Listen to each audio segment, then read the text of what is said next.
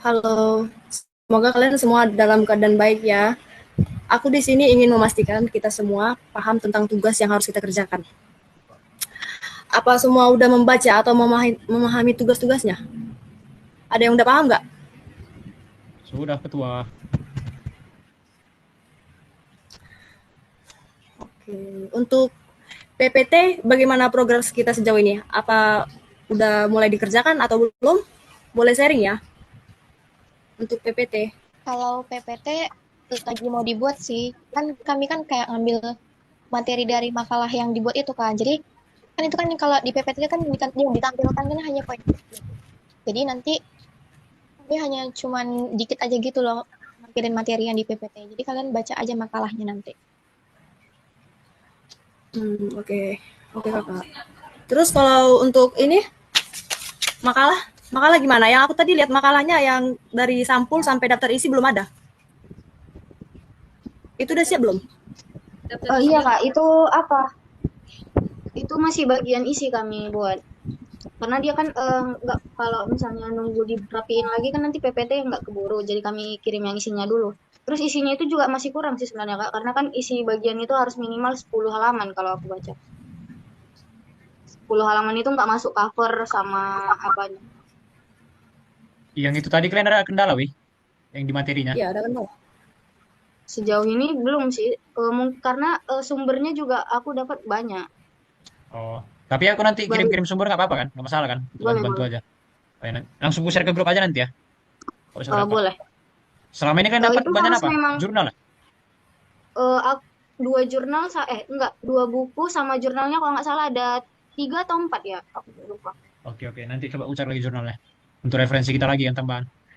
Ya karena di situ juga aku buat itu tentang studi kasusnya. Studi kasusnya tadi, kalian, Tentang kalian. Kita masyarakat. ngambil yang sampit dah. Tragedi sampit dah. Apa ya.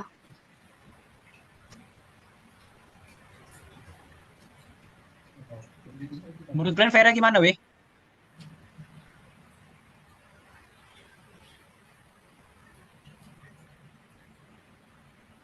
Oh ya, latar belakang kita kayaknya masih kurang menurut aku ya. Kan ada tiga. Kurang banget. Kan ada tiga tadi aku kirim di grup. Kalian kan bisa pilih. Tadi kan ada aku bilang, kalian pilih yang mana? Coba kasih saran. Kan nggak ada jawab.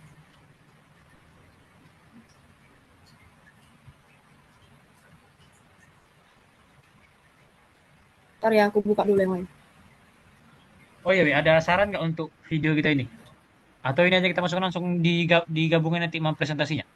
Eh, Saran dari aku ya, mungkin kalau untuk video ini kita harus ada jumpa gitu, ngumpul gitu loh untuk bikin entah video intronya atau nanti penutupannya biar gak terlalu berat kali juga nanti isinya cuman record Zoom kita sama presentasi aja. Maksudnya mungkin kita perlu pertemuan offline lah ya untuk misalnya buat video perkenalannya atau gimana ya. Iya kayak gitu. Ini yang satu lagi. Satu lagi yang ini. Kalian mau yang mana?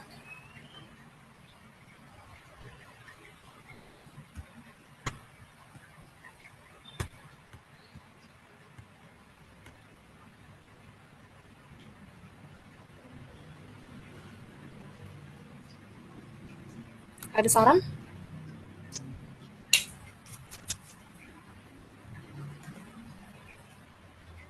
Buat polling aja di grup tuh. Ya, nanti aja. Nanti aja ya. Itu makalahnya kan belum lengkap. Nanti kalian share aja nanti ke grup biar bisa di ini ya, Bang Rafif aja yang nyatuin atau yang ngapain. Bisa kan, Ya Bang? biar aku rapikan. Boleh? Biar aku rapikan. Ini takut bisa kemana. Boleh sih. Untuk apa itu video edit kameramen aman kan? Bisa kan?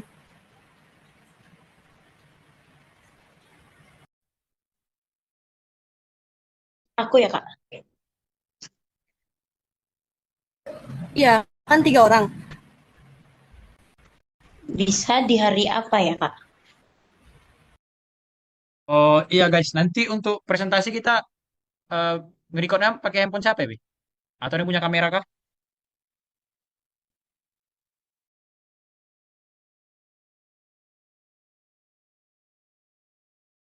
Guys,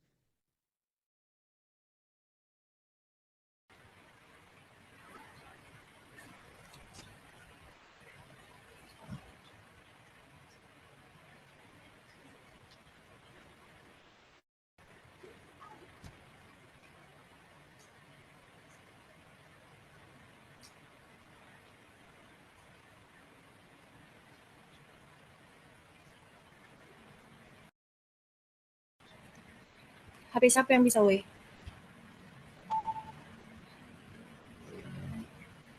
Ada yang bisa?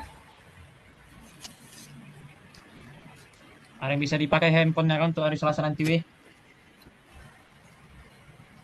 Guys, HP ku bisa.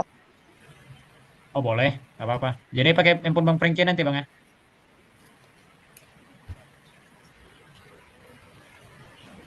Weh, itu perlu tripod nggak kira-kira itu?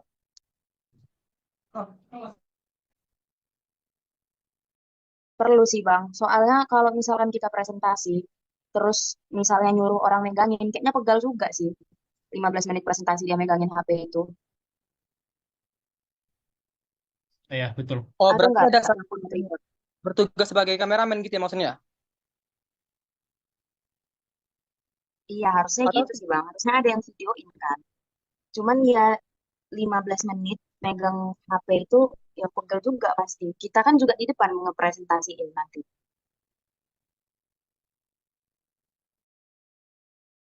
Kalau ada yang punya mungkin boleh dibawa, tapi kalau emang nggak ada kali, mungkin kita bisa sanggah di kursi atau enggak kita gantian gitu. Kalau emang selagi aku nggak ada presentasi depan, aku boleh gitu megang ke handphonenya atau nengokin videonya berjalan nggak gitu. Atau kalian ada yang punya aku tripod, punya weh? Aku nggak ada aku sih. punya tripod ya, aku punya. Oh, bawa aja. Nanti kalau misalnya untuk cek-cek kamera, aku bisa minta tolong kawan aku.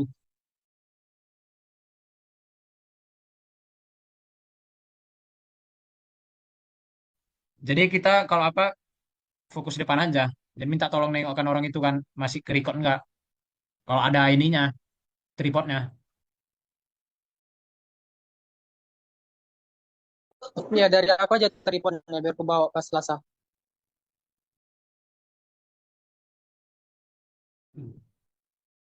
Oke, oke. Handphone sama tripod udah dapat ya, weh? Berarti nanti ini kita tinggal bahas di grup aja lah ya, pembagian PPT lah ya.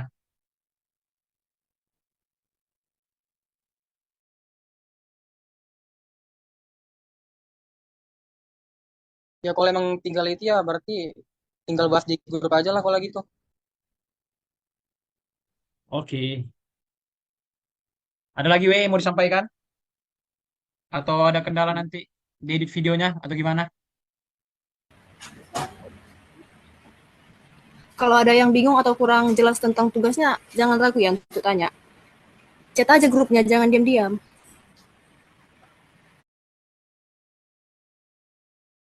Oke, Kak. Oh, ini udah, ini kita udah masuk semua ya orangnya? Oh, ya udah.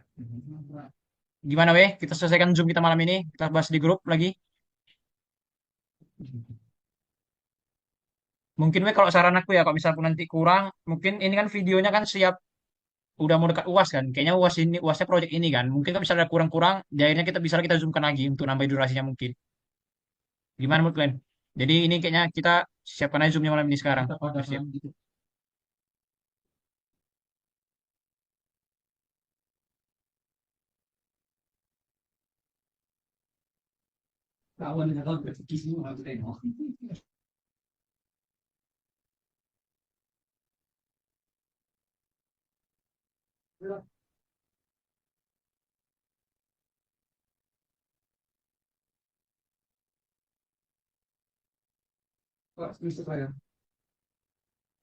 Weh, gimana, weh? Kita selesaikan Zoomnya.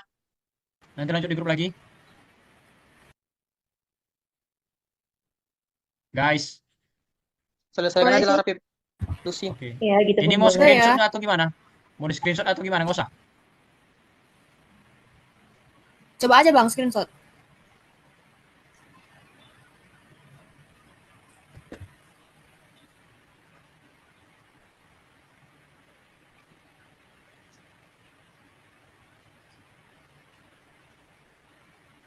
Mau on cam aja apa off cam guys? Guys, off cam aja kah? Iya, off cam aja nggak sih? Boleh bebas. On cam pun boleh. Terakhir biar screenshot ya. 1 2 di. Oke, terah. Nah ya weh, biar 1 2 di 1 2 3. Ah. Oke weh.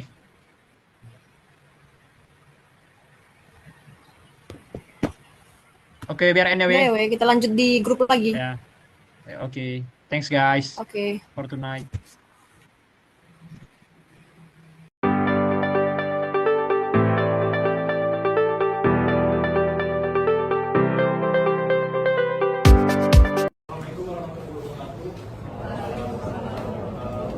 Selamat pagi semua.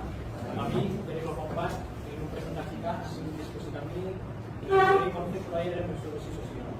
Sebelum kami mulai pemaparan materi, izinkan kami untuk memperkenalkan diri terlebih dahulu. Saya Muhammad Pradipta dengan NIM 22050418 asal dari Prodi Kewirausahaan, Bank Moderator. Nama saya Syahra Jawan, Wiranata Sibuan, dengan NIM 2303060001 dari Prodi Peternakan. Perkenalkan, nama saya Monika Sibutaligan dengan NIM 2313011232 dari Fakultas Psikologi. Perkenalkan, nama saya Felis Maham dengan NIM 24080201 dari Prodi Ini. Perkenalkan, nama saya Muhammad Ismail dari Fakultas Ekonomi dan Bisnis Prodi Ekonomi dan Manajemen. Perkenalkan, nama saya Luciana Sikius dari Universitas Surabaya. Perkenalkan, nama saya Desmana Tika dengan NIM 23005129 dari Prodi Sastra Inggris.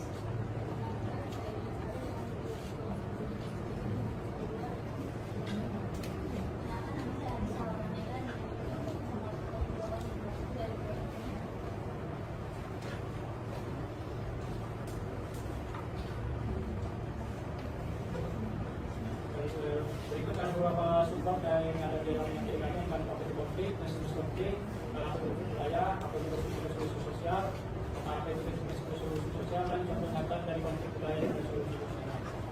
Yang pertama akan dilakukan oleh Luciana. Saya akan membahas apa itu konflik.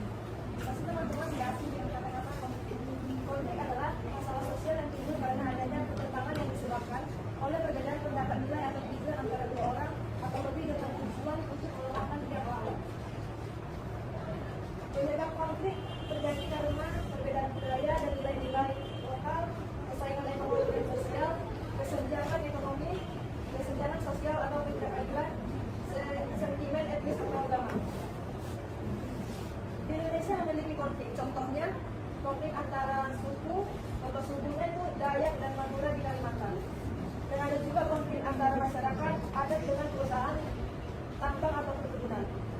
Ketegangan antara agama atau antar umat beragama di beberapa wilayah. Dampak konflik ada dua, satu positif dan negatif. Positifnya, kerusakan fisik dan korban jiwa, disintegrasi sosial atau hilangnya keharmonisan antara warga, dan trauma psikologis, penghancuran nilai-nilai budaya lokal. Dan konflik yang positifnya itu ada menyadarkan masyarakat tentang perlunya perubahan sosial bila ditangani dengan baik dan mendorong dialog antara budaya dan reformasi kebijakan, dan juga memperkuat solidaritas internal dalam kelompok. Dan selanjutnya akan dibahas. Nah, selanjutnya itu saya membahas tentang ada diskusi atau sengketa dan atau perang. Tadi saya membahas di bagian diskusi aja, yaitu konflik yang tidak diwarnai atau tidak diselubung oleh adanya perbedaan ideologi. Jadi maksudnya ini konflik ini hanya dilandasi oleh adanya perbedaan kepentingan dan perebutan sumber daya. Nah, maksudnya itu indikasi itu terjadi sengketa adalah perebutan sumber daya seperti lahan, kegiatan ekonomi, penguasaan area atau parkir atau pengusaha, dan terakhir ketidakjelasan pengatur sengketa. Lalu yang kedua ada war atau pengatur, yaitu konflik yang terjadi karena adanya perbedaan ideologi dan keyakinan yang dianggap oleh pihak-pihak yang berkonflik. Namun seringkali perang diawali oleh sengketa yang tak terselesaikan secara tuntas, bahkan menjadi sengketa berkepanjangan. Dan kemudian sengketa tersebut diselimuti dan diwarnai atau memanfaatkan perbedaan dan kemudian mempunyai motif ingin menghancurkan pihak Contohnya itu di kerusuhan sosial di Poso yang melibatkan orang Pamuna yang beragama Kristen dengan warga yang etnis lain yang beragama Islam. Nah, konflik ini diredakan secara paksa oleh negara. Baik, terima kasih atas keterangannya. Selanjutnya saya akan melanjutkan materi dari rekan saya.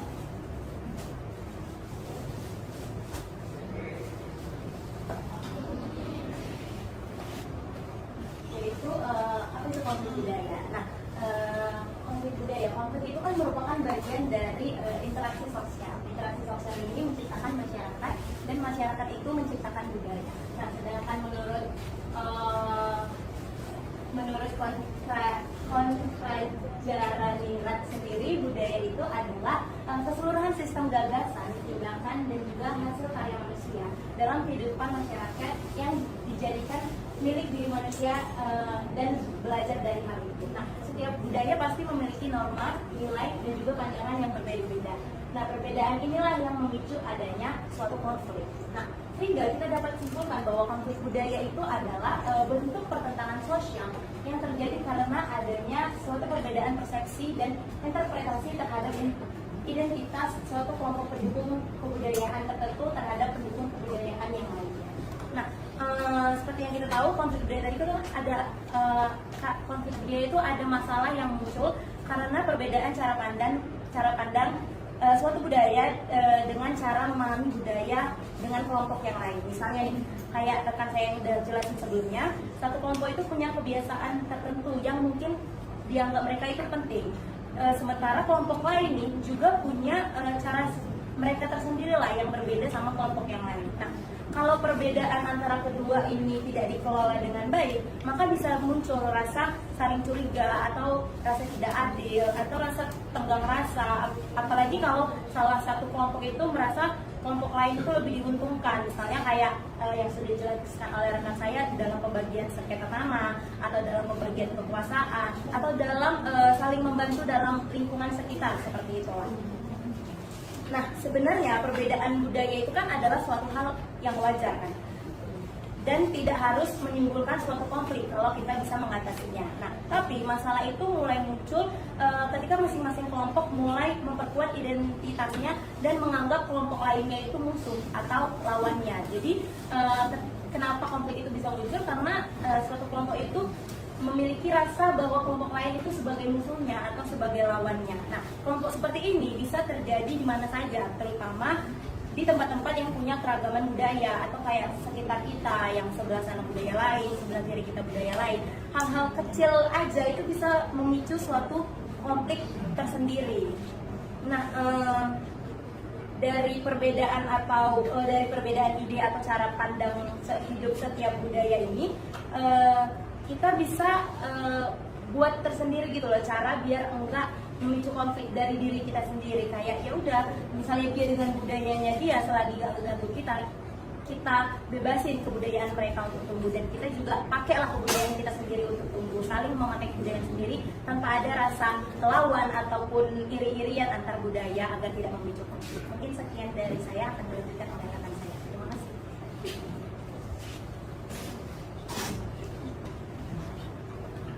Saya akan menjelaskan tentang resolusi sosial.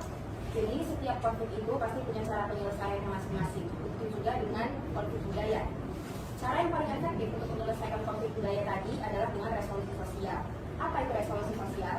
Resolusi sosial adalah proses penyelesaian konflik dalam masyarakat melalui pendekatan secara dialog, partisipasi, dan nilai-nilai sosial budaya dari masyarakat itu sendiri. Fokusnya resolusi sosial ini adalah untuk memulihkan hubungan antara individu atau kelompok dan juga membangun kembali kepercayaan yang sudah rusak akibat konflik tadi. Tujuannya apa? Selain untuk menyelesaikan konflik, resolusi sosial juga bertujuan untuk memastikan bahwa tidak ada lagi konflik lanjutan setelahnya. Kenapa resolusi sosial ini sangat berperan penting dalam konflik budaya? Karena resolusi sosial dapat mencakup aspek-aspek yang tidak dapat kita selesaikan melalui jalur hukum ataupun kekuatan negara. Seperti yang kita tahu, kalau misalnya kita mau menyelesaikan konflik melalui jalur hukum, kita itu terbatas oleh pasal-pasal yang sudah tertulis, yang tidak bisa kita ganggu gugat. Dan keputusannya itu kita peroleh dari hakim. Nah, cara itu kurang efektif untuk menyelesaikan konflik budaya. Kenapa? Karena konflik budaya itu aspek-aspeknya sangat beragam, cakupannya juga sangat luas.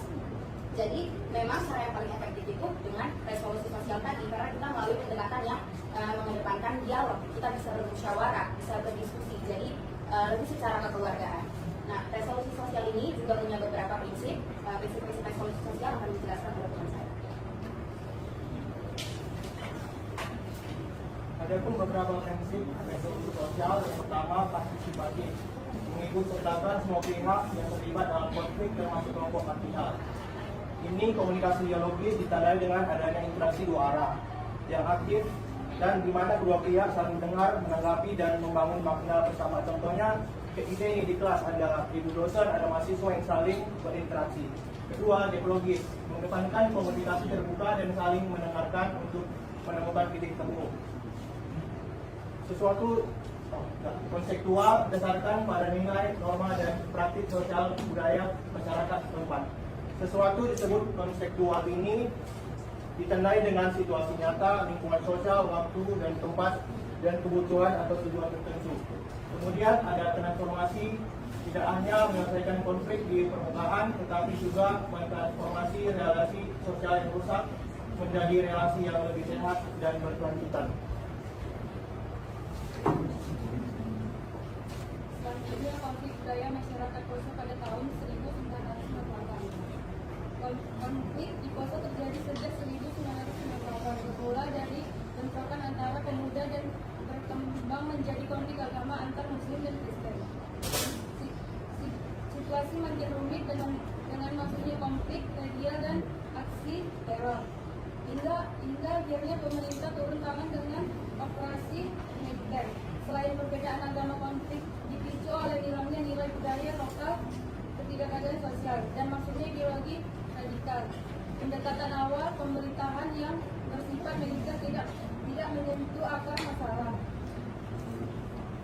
Perdamaian mulai tercapai saat masyarakat kembali pada nilai budaya lokal seperti musuh, Marmoso, persatuan yang kuat dan tanda telusik musyawarah kolektif. Setelah satu tokoh penting adalah Arifuddin Lokal, mantan pelaku konflik yang kemudian menjadi agen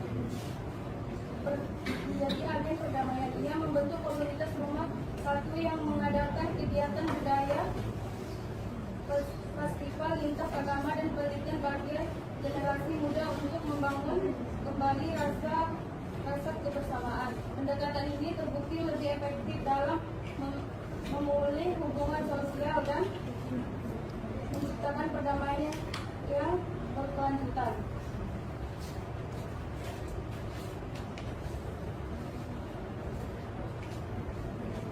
Kemudian masuk pada kesimpulan dari semua pemaparan materi tentang konflik budaya dan resolusi budaya, yaitu konflik budaya berbagai bentuk pertentangan bukan sekedar benturan pendapat, tapi seringkali soal identitas dan rasa politik.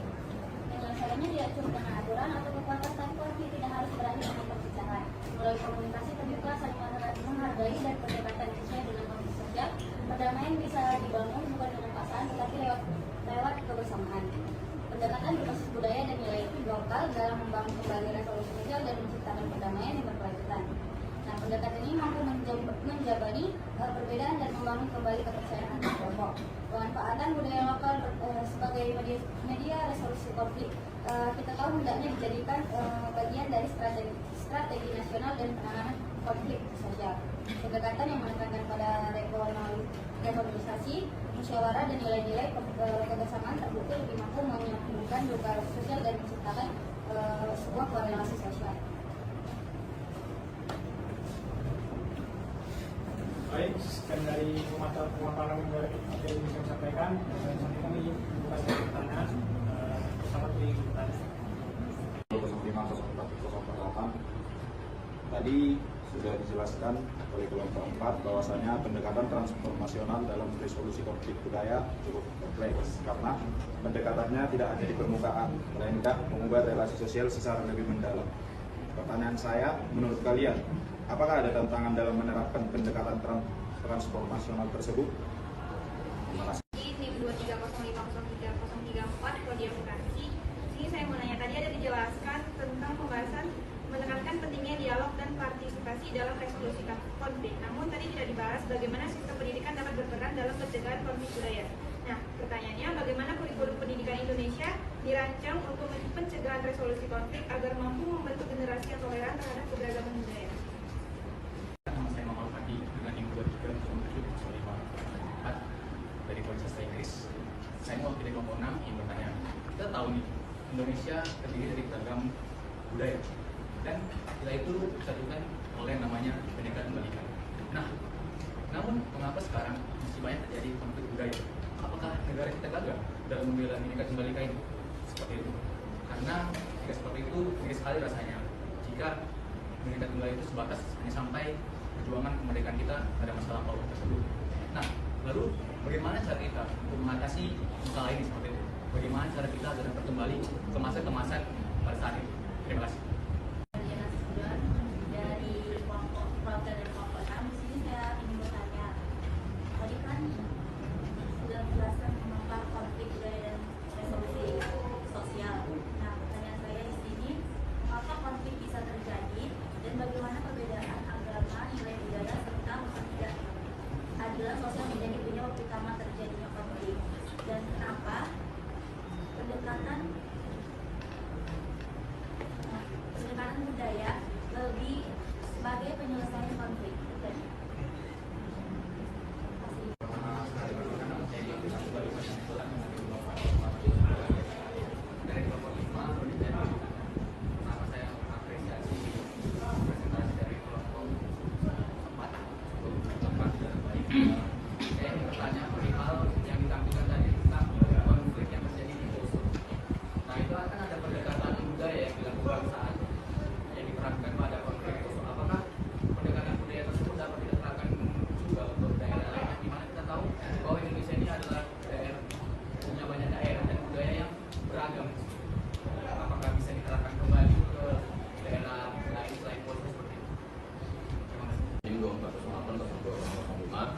Dari kelompok 6. Di sini saya ingin bertanya perihal konflik sosial tadi. Saya ingin bertanya pendapat dari dari kelompok 4, bagaimana jika adanya konflik budaya pada perbedaan budaya, tetapi ketika ingin melakukan perbaikan pada budaya satu lagi ini tidak mau melakukan perbaikan. Contohnya gini, misalnya ada budaya yang terjadi konflik itu satu sama lain, daerah satu sama yang lain. Jika ingin melakukan perbaikan, tetapi si budaya yang satu ini tidak mau melakukan perbaikan, dia tetap mau menjalankan konflik. Jadi saya ingin bertanya, bagaimana solusi dari kalian untuk menanggapi konflik tersebut?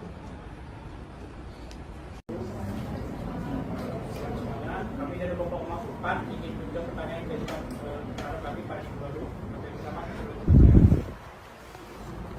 Pertanyaan pertama dari Kak Diovin Afrifa.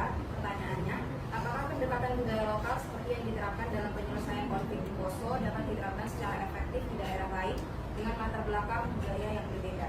Jawaban dari kelompok Ani, ya. Pendekatan budaya di Poso bisa diterapkan di daerah lain, tapi harus disesuaikan dengan kondisi dan budaya setempat. Pendekatan ini berhasil di Poso karena melibatkan tokoh adat, tokoh agama, dan masyarakat lokal dalam penyelesaian konfliknya. Jadi intinya kita harus membangun kepercayaan, membuka ruang dialog, dan menghormati nilai-nilai lokal. Jika daerah lain juga menggunakan prinsip-prinsip tersebut, seperti keterlibatan masyarakat, penghormatan pada budaya lokal, dan komunikasi terbuka, pendekatan seperti ini juga bisa berhasil jika diterapkan di daerah lain. Tapi tetap harus disesuaikan karena setiap daerah itu mempunyai karakter budaya yang berbeda-beda.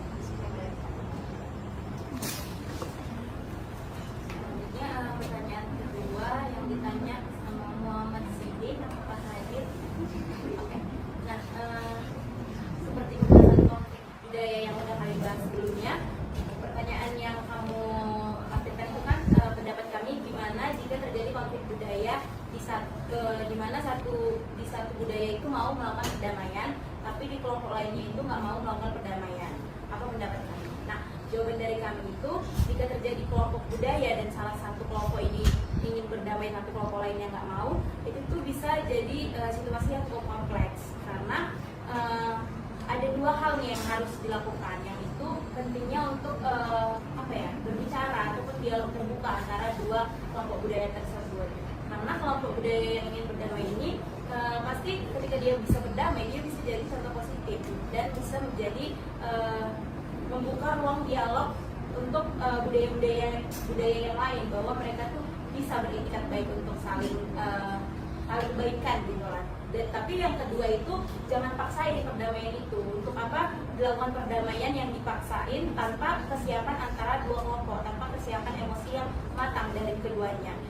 Jadi oleh karena itu prosesnya itu pasti emang lama, harus sabar dan bertahap, karena dua kelompok itu kan pasti dua persepsi yang berbeda dan dua pandangan yang berbeda kan. Otomatis mau balikin dan mau untuk saling baikan itu pasti susah. Jadi jika satu kelompok itu udah siap nih berdamai, itu suatu langkah yang penting dan sangat baik, tapi perlu juga pendekatan yang bijak, terus berdialog yang jujur, dan juga pastinya harus ada dukungan dan bantuan dari orang ketiga atau kelompok yang adil lah, nggak memihak satu ataupun kelompok yang lain. Seperti itu, apakah bisa diterima?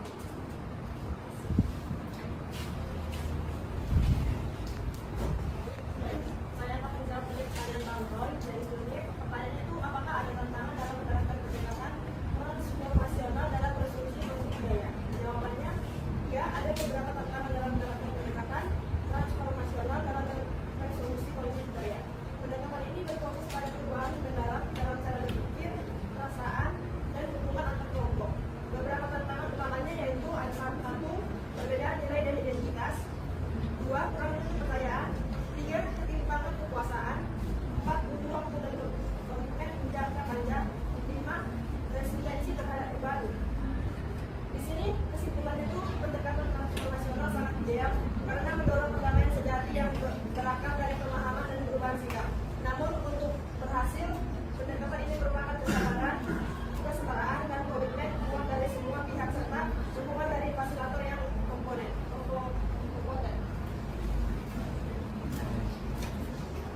Baik, pertanyaan keempat dari Bang Alfandi, ada orangnya. Pertanyaannya, mengapa masih banyak konflik budaya? Apakah negara kita gagal dalam mengolah Bhinneka Tunggal Ika? Jawabannya itu, Bang, masih banyak konflik karena budaya Indonesia ini bisa disebabkan oleh beberapa faktor yang kompleks. Yang pertama, kurangnya pemahaman dan toleransi. Kedua, ketimpangan sosial dan ekonomi. Ketiga, politik identitas. Keempat, lemahnya penegakan nilai Bhinneka Tunggal Ika. Nah, apakah negara gagal? Tidak bisa dikatakan gagal juga. Kenapa? Negara sebelumnya gagal karena ada tantangan yang besar dalam mengelola keberagaman ini. Pemerintah sudah memiliki banyak kebijakan untuk menjaga harmoni, seperti implementasi di lapangan seringkali tidak konsisten karena penegakan hukum kadang tidak adil, pendidikan toleransi belum merata. Jadi kesimpulannya, konflik budaya masih ada karena pemahaman toleransi dan keadilan belum merata. Negara belum gagal total, tapi jelas masih ada pekerjaan rumah besar dalam menghidupkan makna Bhinneka Tunggal Ika secara nyata di masyarakat.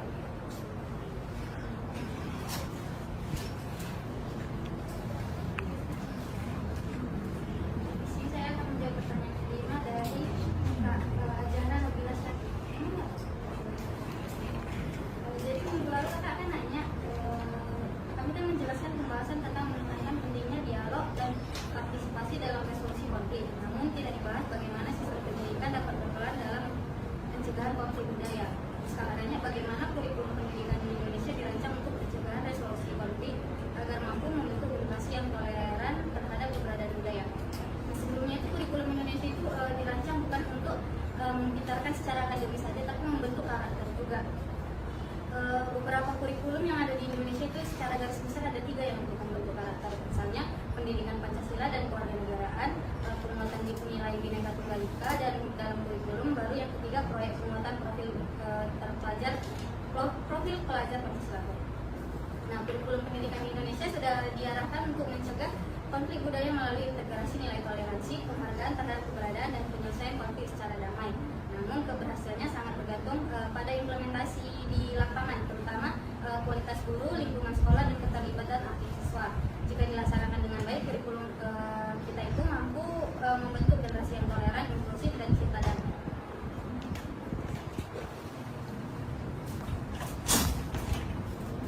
Baik, selanjutnya pertanyaan yang paling dari Kak Sarah Nasution. Pertanyaannya itu, mengapa konflik bisa terjadi dan bagaimana perbedaan agama, nilai budaya, serta keadilan sosial menjadi penyebab utama terjadi konflik tersebut, dan kenapa dengan pendekat budaya lebih berhasil menyelesaikan konflik? Jawabannya A. Yang pertama itu perbedaan agama dan nilai budaya.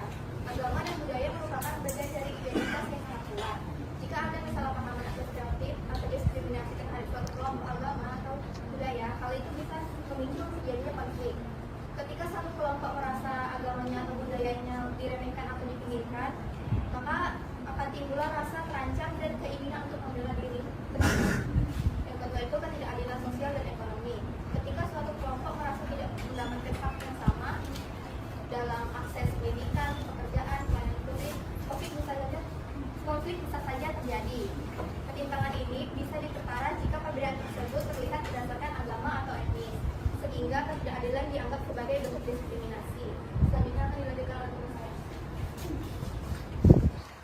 Mengapa pendekatan budaya efektif? Pendekatan budaya dalam menyelesaikan konflik berfokus pada pemahaman, penghormatan, dan komunikasi lintas budaya, bukan sekedar penegakan hukum atau kekuatan. Alasan pendekatan budaya lebih berhasil mengutamakan dialog dan empati sehingga mendorong kedua pihak untuk saling memahami bukan menyerang. Menghormati identitas dan nilai-nilai lokal sehingga solusi terasa lebih diatur dan tidak memaksa standar luar. Membangun kepercayaan antar kelompok karena prosesnya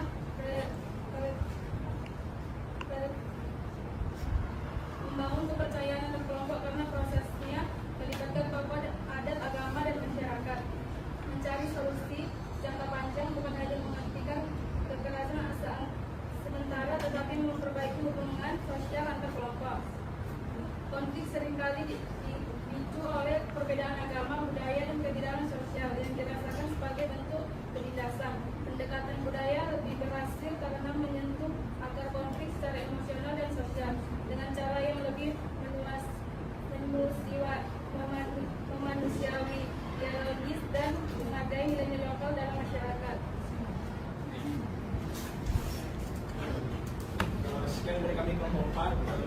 Terima kasih banyak.